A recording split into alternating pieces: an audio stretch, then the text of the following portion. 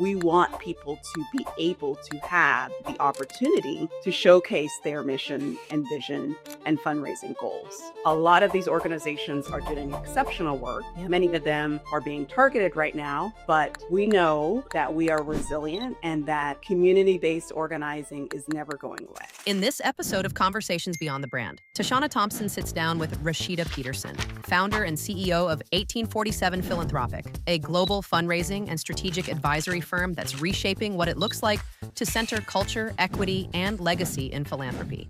What values do you think that are like just intrinsically you that have led you to this work and to such a deep level of care? Well, for sure, equity. Because in starting the company, there really isn't a pipeline and you fall into it. And in particular, community-based organizations, they're very mission-led and they're very passionate. To me, that gets me going. Like, that's exciting to me. And the reason why I like to interact with different clients and I like to support those clients in their fundraising. You have to embody to fully understand what your clients are trying to accomplish. There has to be a real element of respect, understanding, trust, transparency. What do you have to say to leaders who are afraid to ask For money? Yeah. Oh, yeah, those.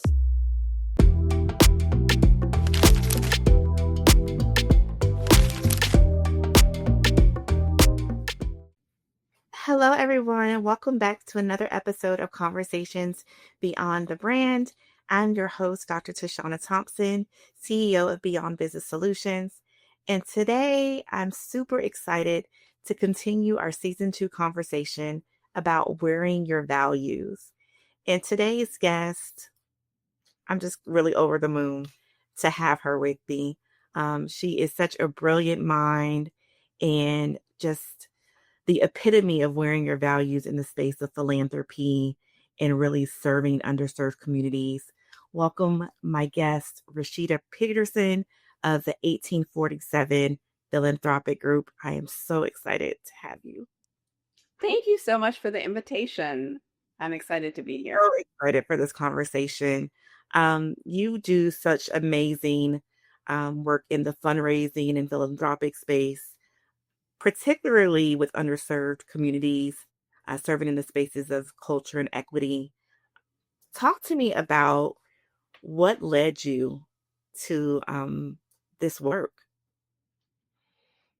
Yeah, thank you so much. I mean, I think that as a fundraiser, I do get this question quite a bit. And I think the reason for it is because there isn't really a degree for fundraising, and most people really fall into it.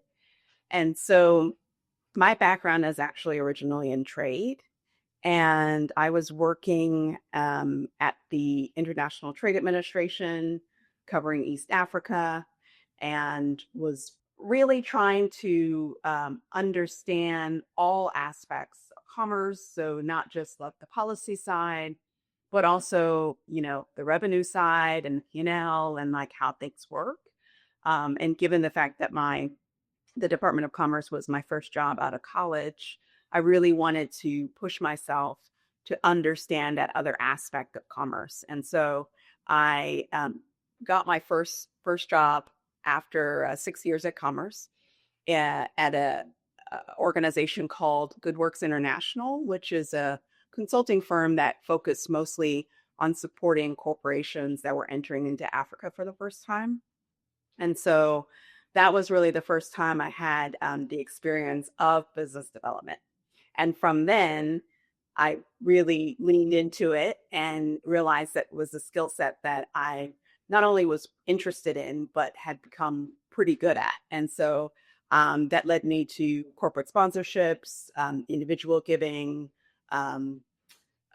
institutional giving, government, different governments. So RIP, USAID, for all my colleagues that were previously there.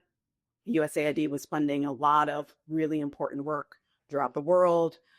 In addition to that, other, governments like the Canadians and the Swedish do a lot of funding in the global South. So have a lot of experience in that. And then when I started my company 10 years ago, I really was focused on diversifying funding sources for smaller nonprofits that were particularly either African led or based in the US in, like you said, underserved communities, many of which did not have fundraising professionals that were on their staff. Wow. You know, it takes a special heart to do the kind of work you've done. And I tell you all the time in our side conversations, but you are one of the most brilliant minds I've ever encountered. And I don't say that I don't say things to gas you up. Um, uh, really one of the most brilliant minds. And I think it's because of that background that you have in trade and the way that you understand fundraising and philanthropy from a whole different level than most of us even think of. Like, I don't know that the layman even thinks of all of the work that is really being done from a global perspective in these spaces and the impact that it really has on us, on the collective, right? So, what values do you think they're like just intrinsically you that have led you to this work and to such a deep level of care about it? Well, for sure, equity. Because in starting the company, as I mentioned, and it was funny, I was just on a call this morning, and our company does a fellowship each semester for a graduate or undergraduate student, and really trying to expose them to the world of fundraising. Because as I mentioned, a lot of times there really isn't a pipeline and you fall into it. And sometimes it can be a little rocky. Like, not gonna lie, a few of my experiences in the fundraising space were a little rocky because you just don't know what you don't know.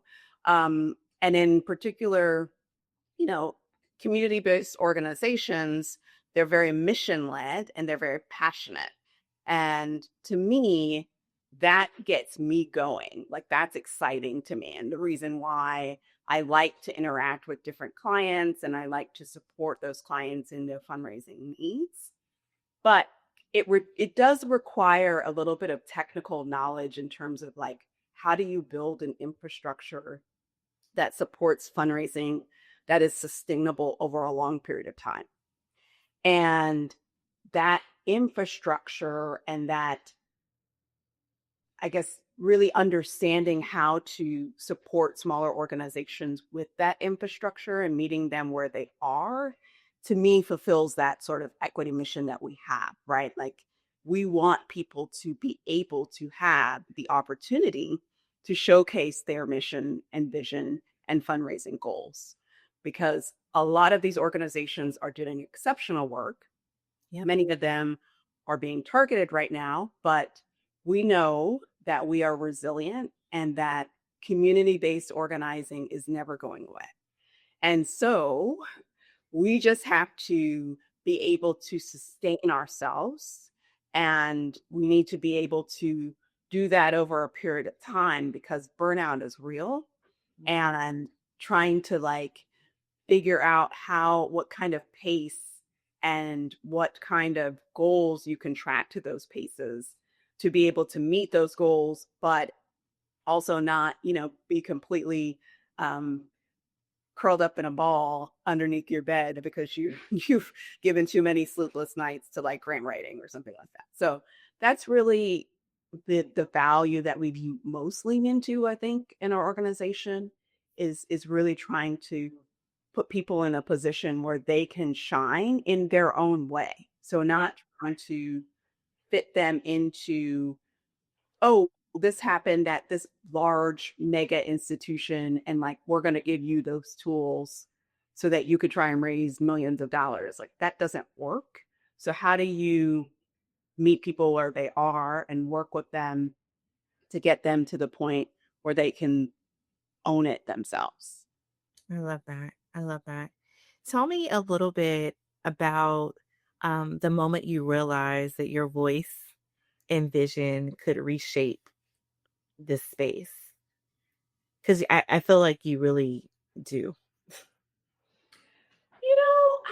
That's great that you think that I am really just in And I know that this is something I should lead into more, but I am really focused on the work. Mm-hmm. And I'm focused on the work because that's what feeds me. And that's what keeps me, fundraising is hard. I'm sure everyone can attest. Everyone can agree, Yeah. especially now. Yes, it is a struggle. Um, and wanting to be able to get up every day and be excited about it, excited about writing campaign, uh, donor letters, excited about doing newsletters, excited about grant writing. I feel like I have to embody that to make sure that, the rest of the team, like there's nothing that I won't do. Sometimes I joke that I'm the chief toilet bowl cleaner in charge because I get down and like I'm in it. Um, and I think that that's important. So I really feel like the work itself is the goal for me. Mm-hmm. Like being able to do the work and being able to, I was thinking like the other day, someone was asking me, oh, well, how many of these, individual campaigns have you done? Or, it's like one of those questions where it's like a prospect. And I was looking back at all of our client engagements and I was like, wow, we've done like 50. Um, so it's been like a massive amount of like impact that we've had with community-based organizations, all the way up to, organizations that we've helped to double their fundraising goal. And so it's just a remarkable amount of work that we've done over the last 10 years. And to me, that's like the important part. Right. Right. But I think there is a moment in your career, and I know I'm asking you to look back over the span of a pretty lofty career where you realize that, well, maybe not, because you're very humble, where you realize that like I have a voice for this. Like I have, because it's a special skill set.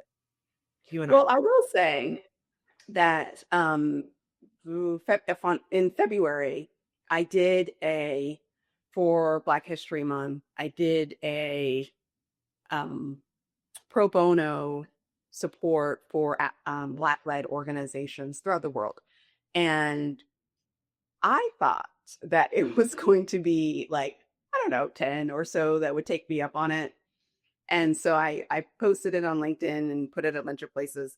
And then I had 40 Yep. in 28 days.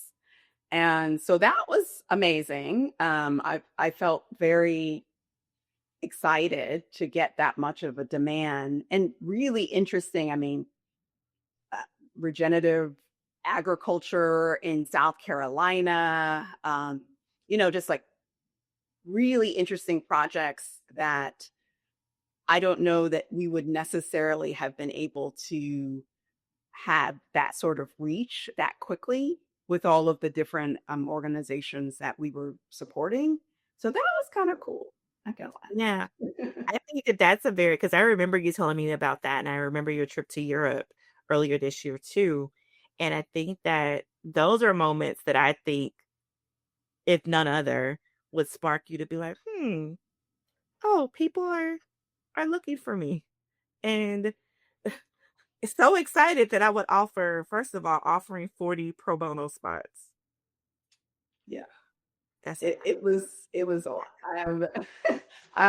was like, wow. I had to like I was like booking time to like, take a water break and stuff again. It's like people were on it. But I understood the moment and I felt like I could contribute something at that moment when everyone was, February was such a tough month Mhm. um for us all. Yeah. And so I really was trying to figure out what I could do to contribute to help community-based organizations, to help alleviate some anxiety. For me, the coaching and the hours are like the least I can do, I feel like, to provide a skill set that I know is really needed and I can do it. So I did. And I still now am doing some pro bono work with Resolve, which is an initiative that Lisa Jackson, she was previously with Imago Dei Foundation and then started her own firm. And that's the other cool thing I will say. There are lots of Black women, now you included, that I feel like we particularly, I mean, this was happening before, but now that 300,000 of us have recently become unemployed because we're now in the crosshairs of, I think, a backlash that is really affecting the United States right now. I think that what has helped me is having strong support that I can pick up the phone and say, hey, because I do feel that that outlet is needed, to be useful is needed, to be able to say, I'm a little worried about this. What do you think? What could we do? So I really appreciate those moments. And I think that for me, it has particularly been Black women in leadership positions that have both tapped me and allowed me to tap them in those moments of just wanting to reach out and have a rock and a foundation to be like, okay, I'm steady. I can get this. I got it. I'm good. Absolutely. And I think that that's so important always, but especially now. And I think that COVID taught us that as well. And if I had to introduce you, I will. Sharifa Rowe out of Arizona. She was on. Yeah, she was I've on. connected with her. Yeah, I thought I did. She was Mhm. on today, and she teaches a lot about collectivism. And during our short friendship, we've been friends for about a year. She's become a trusted colleague and really talking about this space of like, how do we build the collective and how do we have each other, you know, um, to lean on, to anchor. We've always been that, right? But how do we lead into it in more of um, a real way, like, or, a real intentional way? Mhm. And I do my darndest to be that for others, and so many have been that for me. Um, and we don't make it without it. And it's the reason why we're so resilient as a people, as a gender, as women, because we do have this arm in arm. For the most part, there's always the other side of it, but for the most part, I've been incredibly blessed to be connected to women like you, to women like Sharifa, like Kalandra, like Kwan. Like, you think about all the names that are really top of mind for you that you could call and say, girl, hold my hand, you know? And we need that in spaces, and I think that's a part of the value system that anchors us. So Mhm. let's talk about 1847 Philanthropic and all this amazing work that you get to do there. Why did you create this firm? So I created the firm actually out of a little bit of spite. Um, I am an Aquarius, so I was with this there too. is that. There is that. You don't know. Look up the side. um, say for the audience, it's true. So I was doing some work internationally and was a little bit irritated that in many of the rooms that I was in, and I consider myself part of the African diaspora. So in many of the rooms that I was in, I was like the only one. Mhm. And it was really strange to me because most of my career has been focused on sub Saharan Africa. So, you know, that's a little strange when the continent is majority Black and African. So I think that what happened was I was doing a project in Liberia, and the 1847 is a reference to my time in Liberia. I was in and out. So I was based in the US, but we had a challenge with our chief of party.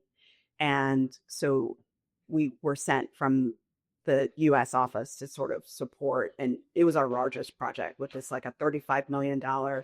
Um, it was agriculture and health and water and sanitation. So it was a pretty large project. And we were operating in Nimba County. And I was just like, this is like kind of whack. Like we're coming in, we were doing, this is a little technical, but we were doing monetization of rice. And so we were selling the rice on the market, and then we were using the proceeds of that rice. By the way, Liberia actually also produces rice. So we were competing with local production and selling that production in country, and then reprogramming that those funds in the country to do cassava and a variety of other things, school feeding, water and sanitation, et cetera, et cetera. And so, I just was looking at it one day and I was like, this is just not for me. I mean, not to say that some of those projects are not effective and, the merits of funding in that way in those large amounts. But I think what we can all agree upon is that, we need to have community-led development. And so that is the impetus of what made me start 1847, because I realized and I knew that we did not have we didn't have localization of those projects and ownership of those projects. And where I felt that I could contribute was specifically on the fundraising side. And so because I had been doing that, pretty consistently throughout my career after the commerce bit, I was like, hey, I could actually really support in the infrastructure building. And you will see throughout this interview, it's all about like, where can I contribute? How can I support? Like, what do I have in terms of skill sets? So if I feel that I have something to contribute and can be useful, then I'm like, ooh, I should do it. So that's what I did.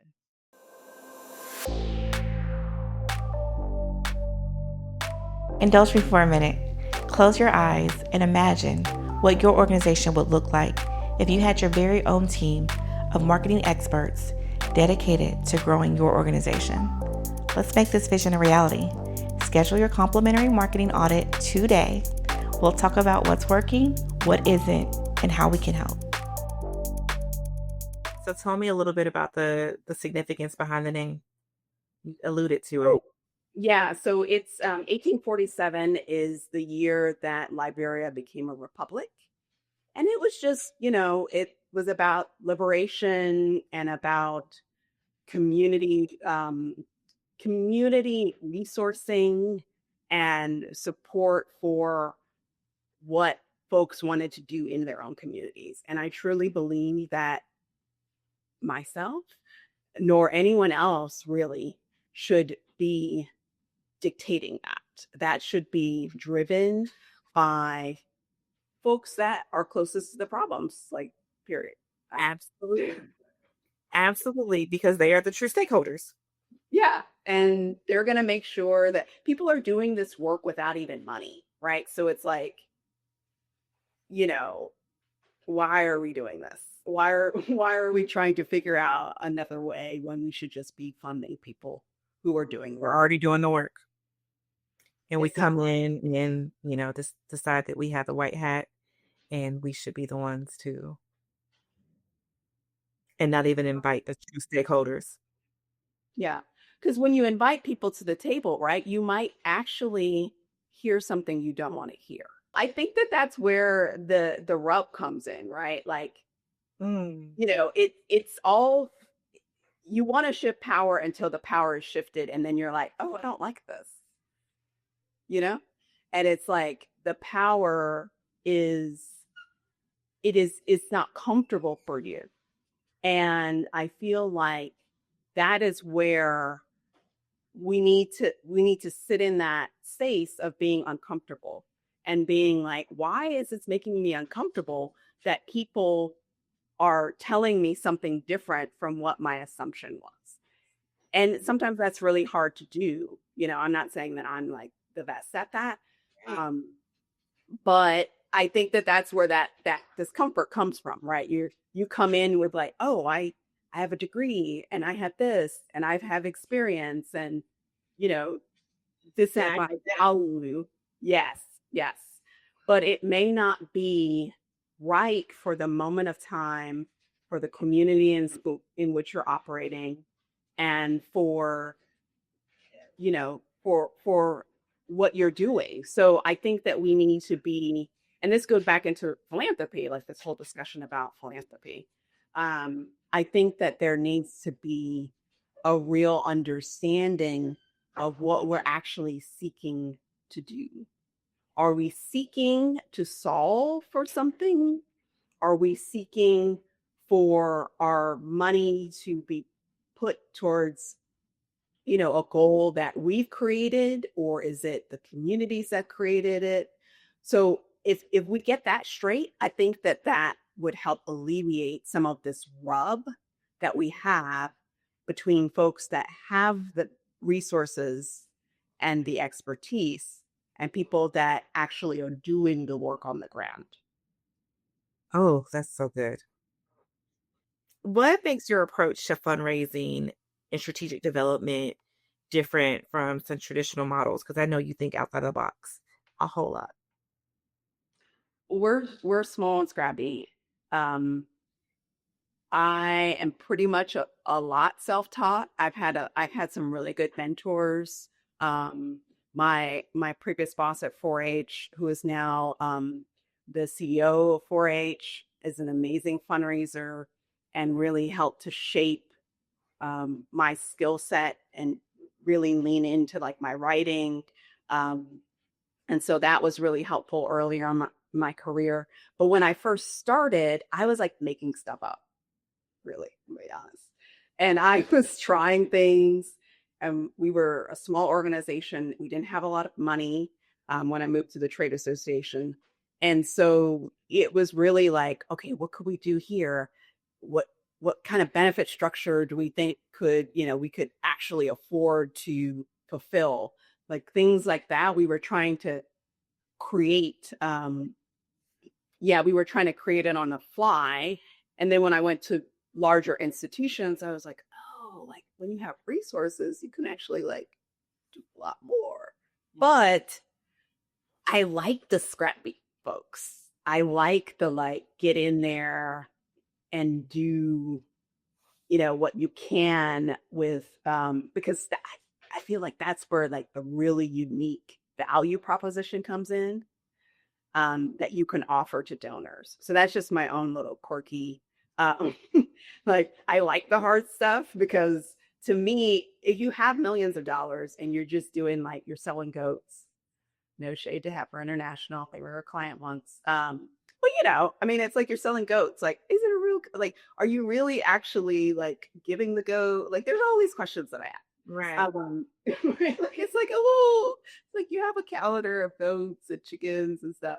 You're like, are y'all really selling these goats, or you just using the goats? Like there's a lot there. But if you're in community and you can provide a benefit that is part of the community, like let's say you do like a community day and you have like, let's say you're a youth organization, you're like, hey, what if we get some volunteers or donors to come in and do like mock interviews with our students? Like that's cool, like that's interesting, that's actually real value. That's not like sympathy dollars, right? Which I'm not really down with that. Like I'm like, yeah, you could have some crying, you could, but you're objectifying people, and like, does that make you feel good? Some people it does. The ego wants to feel like I'm helping that little person, that little pitiful And it's like, and the ego will allow some to believe that they're good people, that they're doing the right thing simply because they're giving and not caring necessarily about the way in which Yeah. it's happening. No, I totally agree with that. And I think that, I think that some entities have set up their structures in that way, and they will continue to do that. Um, I really do think, though, with all of what's happening in the United States, Mm-hmm. that people are, whether or not they act on it, are sensing the hypocrisy and the fallacy of some of those approaches. I'm just going to be honest, because I can't give it to you any other way. Oh, I don't like it any other way. I think that the fallacy of that is actually what's really crumbling society in the background, because it's like, hey, if these communities are supposed to be so down and out, like, why is this happening? Why is this happening?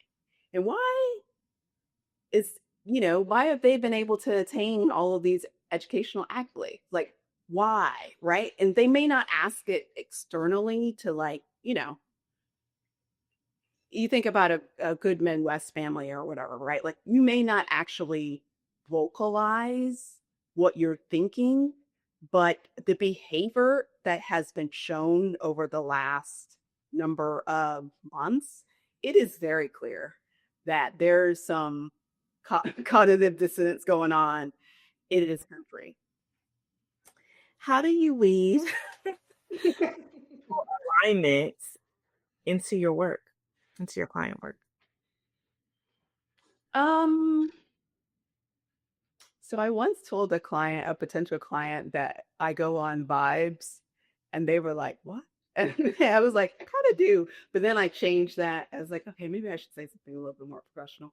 But it is kind of, I said, "Yeah, I know vibes." They're like, if we're not vibing, then we're probably not going to have like a really good working relationship. And I feel like in most dev teams that we are working in, there's, not in a bad way, but because of constraints, there is some level of capacity issues, Mhm. right? And so, in order to be able to manage that with like love and compassion, and the fact that we don't have all of the answers, we're not a consulting firm that's like, we know everything, let us come in here and tell you. We don't approach our work that way. Um, I think you need to be able to have a good working relationship in order to have those sometimes difficult conversations. So we spend a lot of time in the beginning of our engagements doing like vibe checks, right? Like, just making sure we're all together, making sure that we do like check-ins on all of our calls, like getting to know you. You're just making sure that there's some sort of like relationship outside of the work, so that yeah, when we need it, we lean on it. When there needs to be calls, like, hey, so what's going on? Because that was a little weird. We can have those conversations. So it kind of vibes, but we've started using alignment and assessments and things like that, that are a little bit more that are a little bit more. Polished. I Yeah. mean, I don't call it vibes. I call it, I'm always looking for soulmate clients. I tell people that, and that's very woo. That's very woo woo. But I mean, it's true. Like, what really makes sense? What aligns? Who can I tell? Like, and who can tell me the truth? I think it's all about that. I call myself a relationship marketer. And I'm just trying to build relationships with people and rapport. And having a rapport, then I can say the hard thing, right? That there is safety in the client relationship, that you can say the hard thing without fear of repercussion or whatever the thing is. obviously professional and all of those things, but being able to hear the hard thing and act, and being able to also say with confidence, hey, I think we missed a step here, or I think this is out of alignment, and I know you really don't want this, but would you consider, those are all the things that matter when you're working with folks and working for the greater good, and working with while keeping your values front and center, right? Yeah, absolutely. Hmm. What do you want potential clients to feel when they encounter your brand? I want them to feel like they can trust us, that we have, because I really like raising money. Um, I actually like getting like the con- the the planning and the campaigns are great, and I like that part too.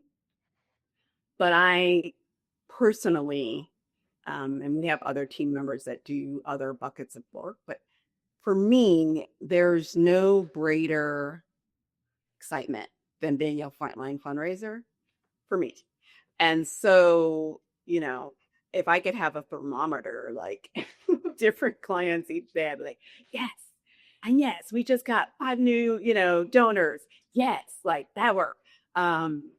So I think that I want them to trust us. I want them to feel excitement.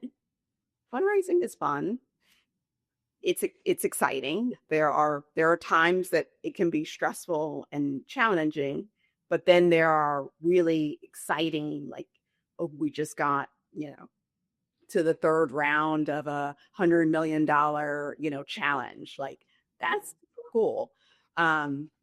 So I want them to feel like we're along with them, that we're walking with them, that, because we're a smaller firm, we don't, not to say that this is bad, but what you see is what you get. You get us. Like, you don't get sold by someone and then you get a junior level person who, like, you never see Rashida again. Um, Now, there are pluses and minuses to being able to grow a consulting firm with that model. So totally acknowledge that.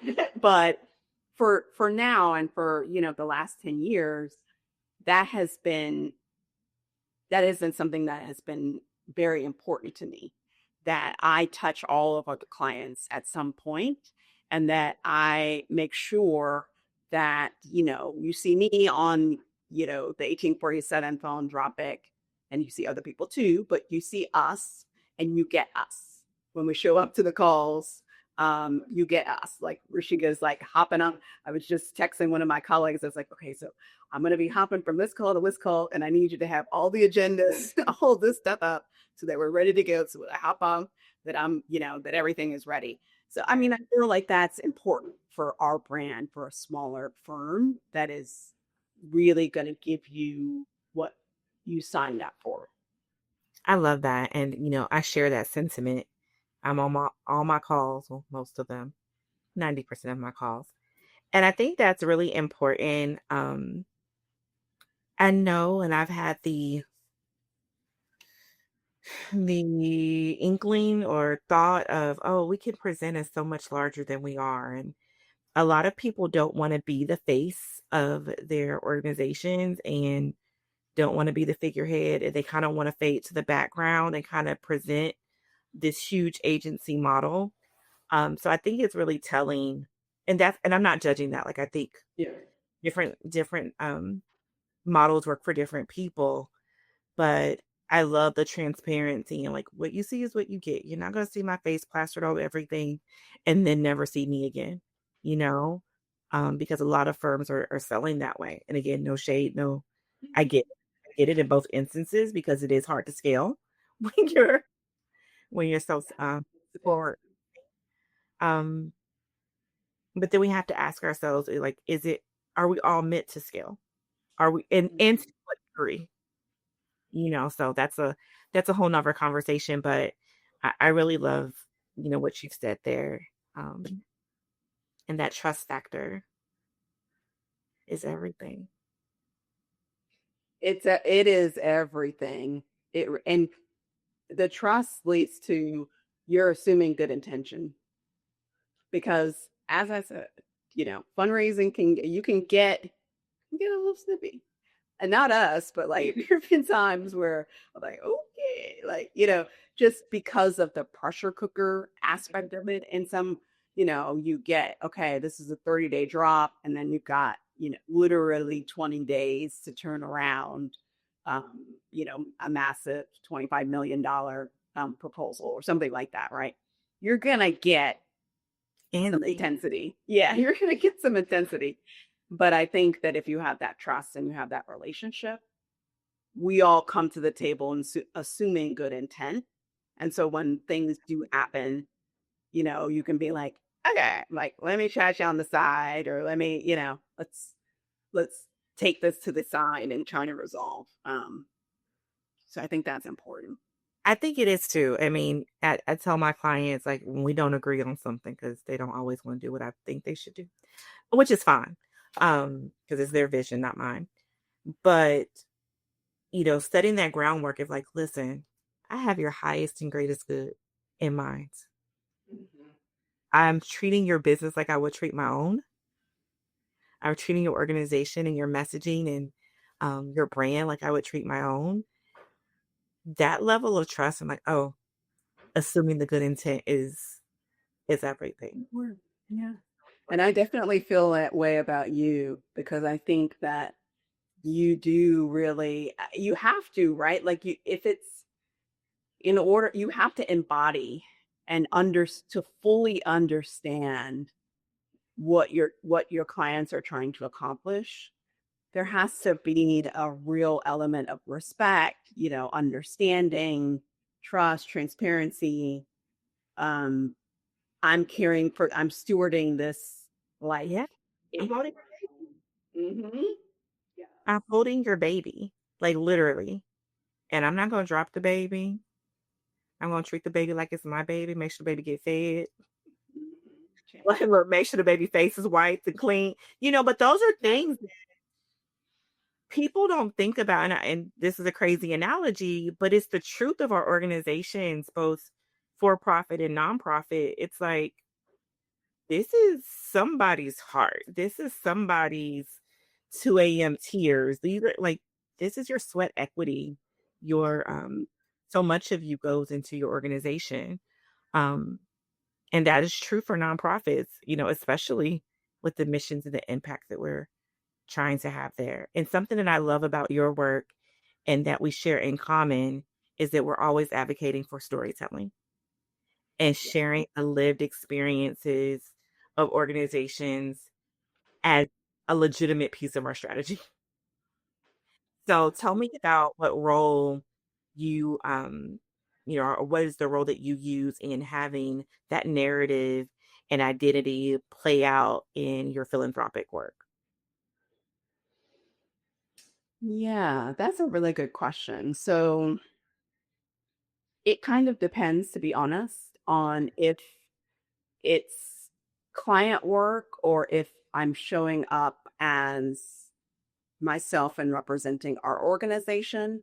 Um, when it's client work, I really try to go deep and understand the lens in which they are operating and try to embody and really get to understand their narratives and what the shifts are in their theories of change and things like in their mission and vision, and how that aligns and attaches to their program activities. As an example, we had a client that was focused on that was a center of masculinities recently. We just rolled off of that client. I actually just saw them in San Francisco recently. It was great.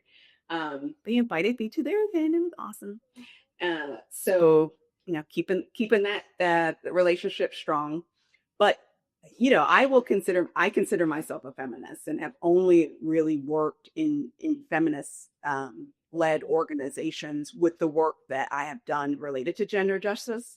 So it was really interesting. I mean, I definitely took a step back of all of my personal approaches and leanings towards that work, just so that I could really understand the lens in which men were actually seeing gender justice and how that showed up in different places, like the manosphere and like online gaming, etc.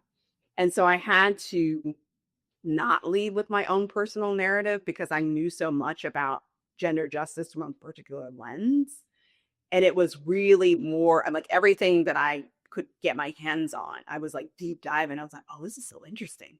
Like, oh, this is a whole space of gender that I have never really dove into in a way.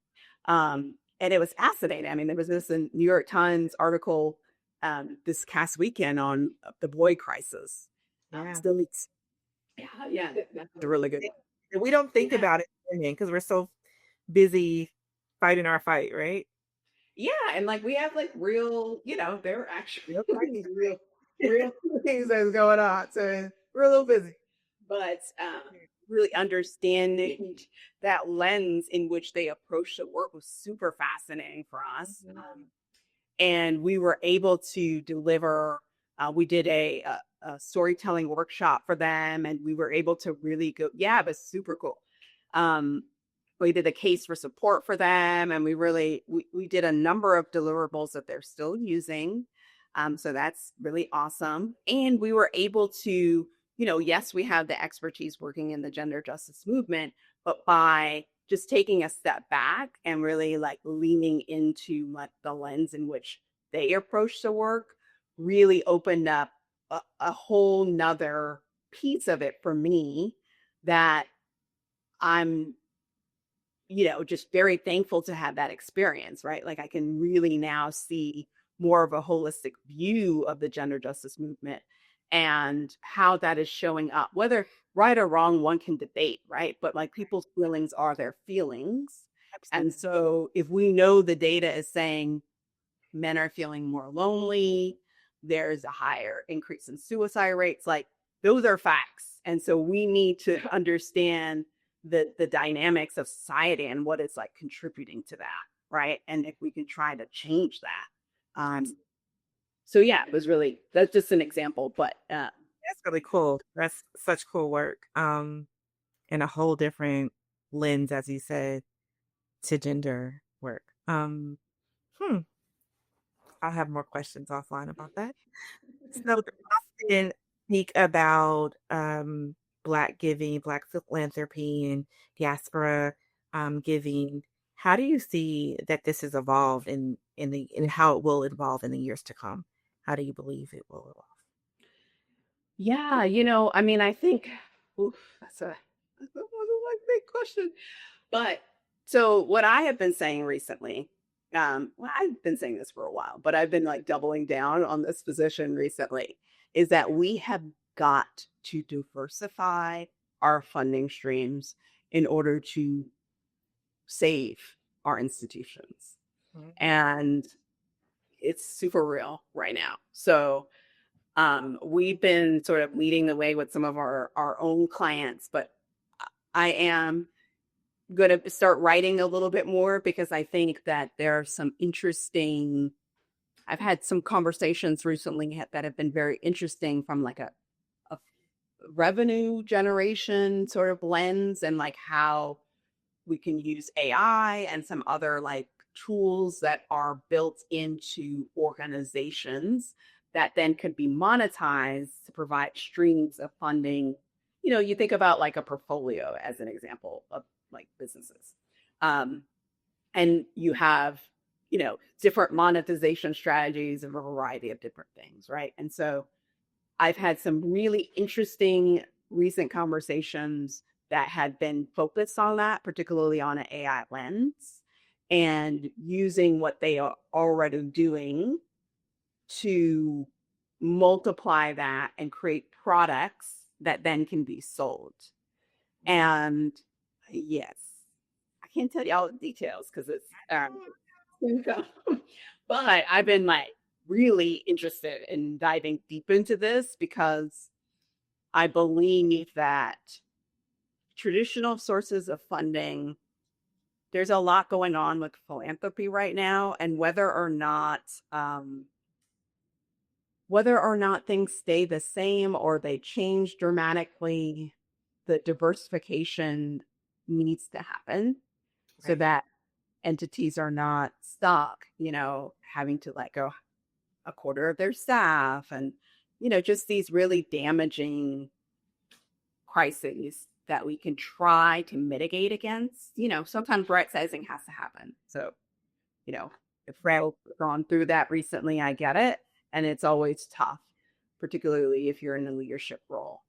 But I think the goal is to get to a place where you're right sized enough and you're diversified enough such that, um, it's one thing to go through, a layoff or something because you're changing mission, you're changing strategies or you're changing programs. It's another thing to like lose, $1 million and then have to let go, Yeah.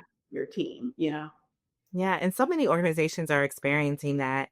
And, that's one of the spots that our organization kind of slides into when, we've had clients lose $1 million grant and have to get rid of their entire comms team. And a solution like what we offer really slides in well to that. But you're right, like really being right sized and be giving to think about, we should have been past thinking about diversification of resources. We should be set by now, but many aren't.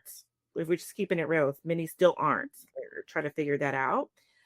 Um, how do you think that institutions can do a better job of honoring wisdom in the leadership of Black and Brown communities that are already doing this work? just do it. Like, I feel like there's so many, I feel like there's so many, articles that I've been on panels and there have been so many, like people try, yeah, I think these is like, how do we figure out how to like, they'll use words like empower the local community to do what they already doing. Um, just fund it or get out the way. Like I'm at that point. That You know what? I'm like, at least touching it. right. Just be like, we're not funding this anymore. And then completely don't fund it. Don't fund some entity that you feel comfortable that is then gonna like create these new projects. Now, don't do that. Just say, I won't no one whatever you want to say to yourself in your mind, that's cool. We all talk to each other, to ourselves, I'm sure, in different capacities, in different places. So all good there. But I think that we know the way. I think that we've shredded that thing here and there and everywhere, right? Like, oh, well, maybe it's this, and maybe we can, like, maybe it's a different type of leadership, and maybe it's something else over here that we have, or maybe it's different board makeup or, capacity, and this and that and the other. No, it's money. Like, let's keep it a buck. If you fund these organizations that are doing the work, that you can even say like, this is how I want the impact to be. So I think that's fair, right? If you're a donor and you really care about education, but your lens is like mentoring, because you had a great mentor. Like people have their own personal stories, right? And what they care about. And we can't make assumptions that people care about what we're doing. So we need to make sure that we validate that. So fundraising 101. And once that happens, it's also on the organization as well. Like, don't get strung along by these funders. Like, you gotta be like, hey, this is the funding, we're moving you towards an ask. You can't be afraid to make an ask. And once you make the ask, if it's like, you got to listen. So active listening is important because sometimes people will say not now, right? In so many words. And then you can put them as okay, well, let's dig into that a little bit later. We're going to move that down, deprioritize, but keep them warm until we get to a point where we have something that's of interest. But if they're really not aligned with you and they're not going to fund you, you got to take them off the list. because this like stringy. Scared of that. Simon is scared of that, and they will bend it low to try to convince someone that is not in alignment to invest in their program. And it's like you're shredding you're ripping your program apart in order to appease a funder that's just not in alignment. Let them go. Yeah. Let them go. And yeah, just it's okay. Like not everything, um I really feel like people can do what they want with their funds. And so if there's something that is of interest to people that they want to fund, I think our role as fundraisers is to bring those two entities together, the resources and people that want to do the things and the folks that are doing the things. And then in the middle, there's a Rashida or someone else that is like trying to, marry those two, right? And there's going to be a lot of no's, and that's okay. I've gotten so many no's, especially with individual giving, that you really just have to, you got to like roll it off your chest and be ready to go the next day with new prospects. And if you could do that, I think you will be successful. The last thing I will say about this is that fundraising requires activity. And so if you're not constantly moving and you're not falling in love with your donors, you're not going to be successful in raising. That is such a good one. I'm of the belief that when you're at a small organization, that fundraising is like everybody's shop. Yeah, there's somebody that holds that seat, it holds that work, but it goes in programs and it goes, at the top. What do you have to say to leaders who are afraid to ask? So there's the CEOs and executive directors who are afraid to ask. It's a thing. For money? Yeah. Oh, yeah. Those don't really last long with our company because we push hard. And so I find that, if that's not your jam, it's going to be tough because we're going to be on it like every day for ways that we manage their moves management and their donor management. We track it like every day. So like, did you move this? Did you call this person? I don't know if you've done any like political fundraising, but they call it like tabletop. Like, so you sit next to the candidate and like watch them make calls. You're like, what they say. So we do that type of fundraising. So we're not just a strategy firm when we do like the tactical stuff too. So I find that most of the time, if you're nervous about, we can take you through some activities and like prep you and things like that. But at the end of the day, like if you're leading an organization, your number one job is fundraising. Agreed.